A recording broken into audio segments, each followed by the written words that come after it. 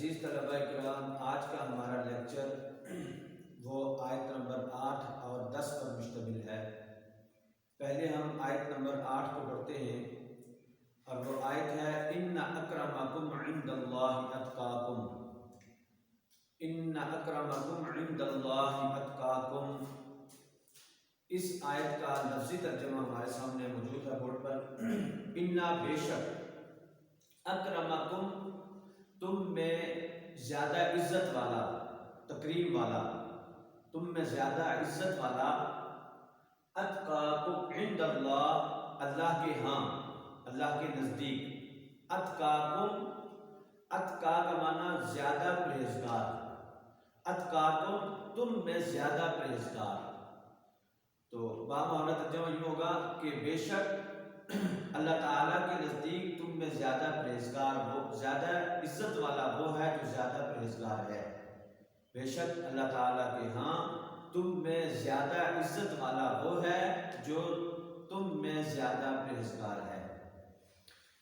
یہ آیت مبارکہ سورہ حجرات کی آیت ہے، اور اس سے قبل جو آیت مبارکہ ہے اس میں اللہ رب العزت نے یہ بات ارشاد فرمائی ہے کہ تمہارے درمیان اللہ رب العزت کے ہاں، اللہ تعالیٰ نے تمہارے ہاں مختلف چیزیں جو ہیں وہ پیدا کی، یعنی برادریوں میں اور قبیلوں میں تمہیں تقسیم کیا۔ پہلے تو یہ بات ارشاد فرمائی کہ تمہیں ایک انسان سے پیدا کیا گیا، ایک مرد اور ایک عورت سے پیدا کیا۔ وَجَعَلْنَاكُمْ شُعُوبًا وَقَبَائِلَ لِتَعَارَفُوا، اور پھر تمہیں قبیلوں اور برادریوں کے اندر تقسیم کیا۔ اس کی وجہ بتائی، کیوں؟ لِتَعَارَفُوا، تاکہ تم متعارف ہو سکو، پہچانے جا سکو۔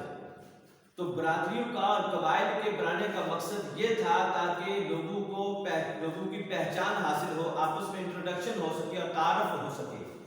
اور پھر اس سے آگے یہ بات ارشاد فرمائی کہ ان اکرمکم عند اللہ اتقاکم، کہ تم میں سب سے زیادہ پرہیزگار، تم میں سب سے زیادہ عزت والا اللہ رب العزت کے نزدیک وہ شخص ہے کہ جو زیادہ پرہیزگار ہے۔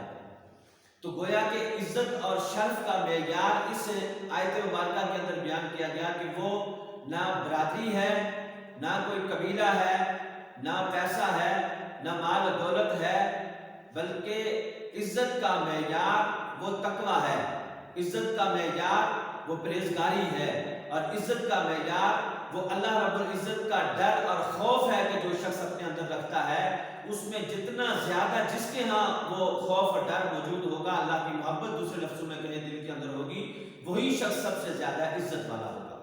اب یہ جو آیت مبارکہ ہے اس میں تقویٰ کو بیان کیا گیا۔ تو تقویٰ کا کیا معنی ہے؟ تقویٰ کہتے کس کو ہیں؟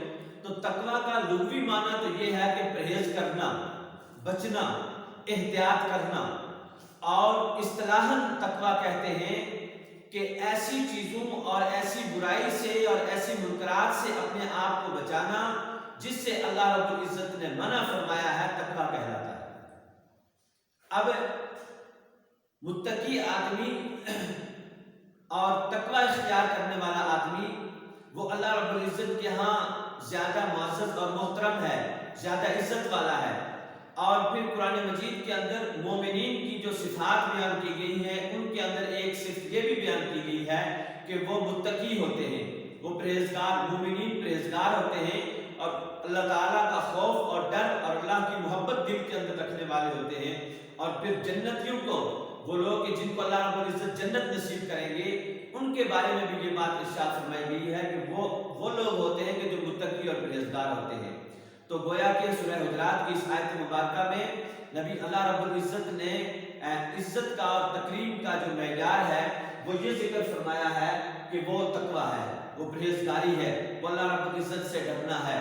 تو جو شخص تقویٰ اور پرہیزگاری کو اختیار کرے گا وہی آدمی جو ہے وہ اللہ رب العزت کے ہاں وہ عزت والا ہوگا اور احترام والا ہوگا۔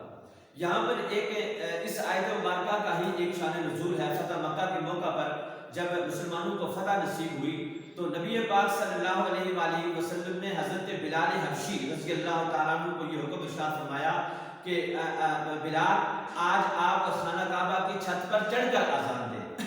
تو حضرت بلال رضی اللہ تعالیٰ عنہ نے آزان دی، اب اس موقع پر بعض ایسے لوگ موجود تھے کہ جو ابھی نو مسلم تھے یا مسلمان ہونے کے قریب پہنچے ہوئے تھے، ان کو اس طرح کا شرح صدر حاصل نہیں تھا، تو انہوں نے اعتراض کیا اس بات پر کہ یہاں پر تو بڑے بڑے لوگ موجود ہیں، بڑے حسب و نسب والے لوگ موجود ہیں، قبیلے والے لوگ موجود ہیں، اور حضور نے ارشاد فرما دیا حضرت بلال کو کہ آپ اذان دیں۔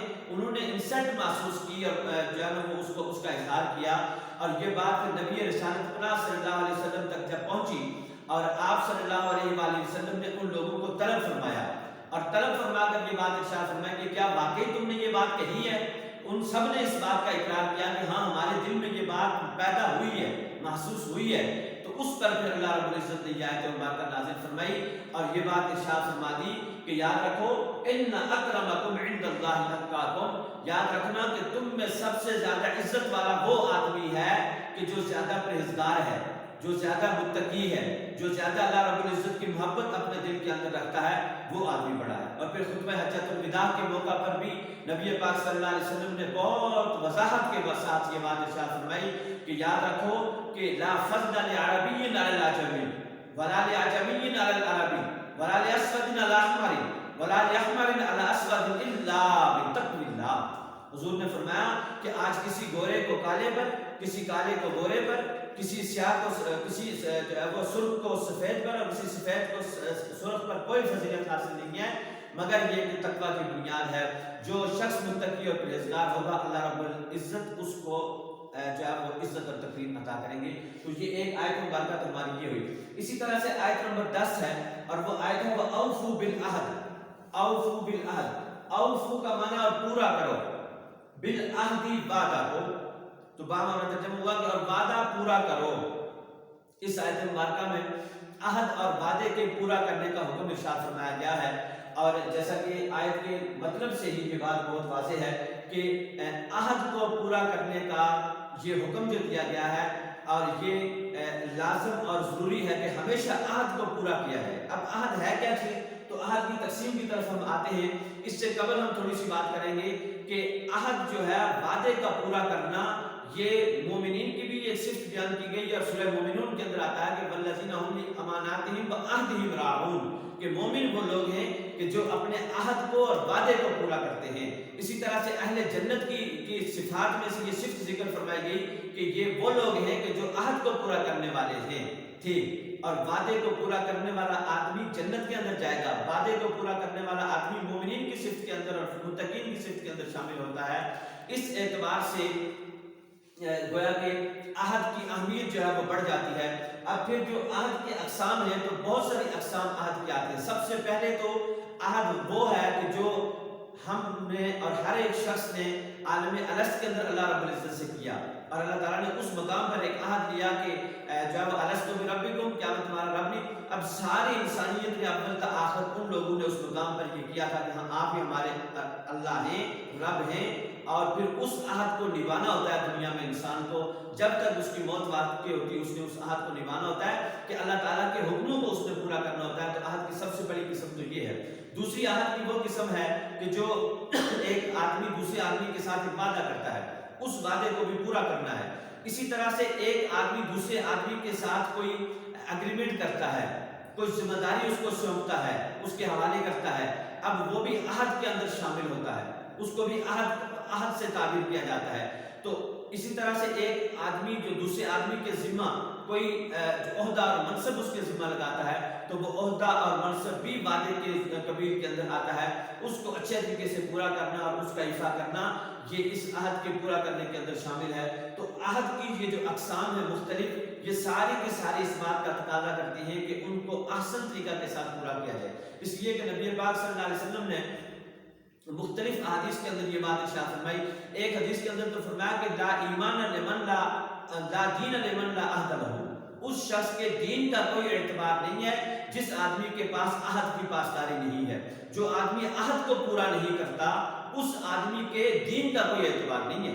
تو اس سے یہ اندازہ ہوتا ہے کہ عہد کتنی مضبوط چیز ہے اور عہد کتنی اہم اور لازم ضروری چیز ہے کہ ایک آدمی اگر عہد کا پورا کرنے والا نہیں ہے تو وہ پھر اپنے آپ کو دیندار بھی نہیں کہہ سکتا۔ اور پھر نبی پاک صلی اللہ علیہ وسلم نے جو منافقین کی علامات کو ذکر فرمایا ہے اس کے اندر یہ فرمایا کہ منافق کی 3 علامات اور اس میں ایک علامت کے ذکر فرمائی کہ جب اس سے وَإِذَا وَعَدَ أَخْلَفَ، جب وہ وعدہ کرے تو وعدے کی مخالفت کرے۔ تو وعدے کو پورا کرنا یہ مومن کی علامت اور صفت ہے، اور وعدے کی مخالفت کرنا یہ منافق کی علامت اور صفت ہے۔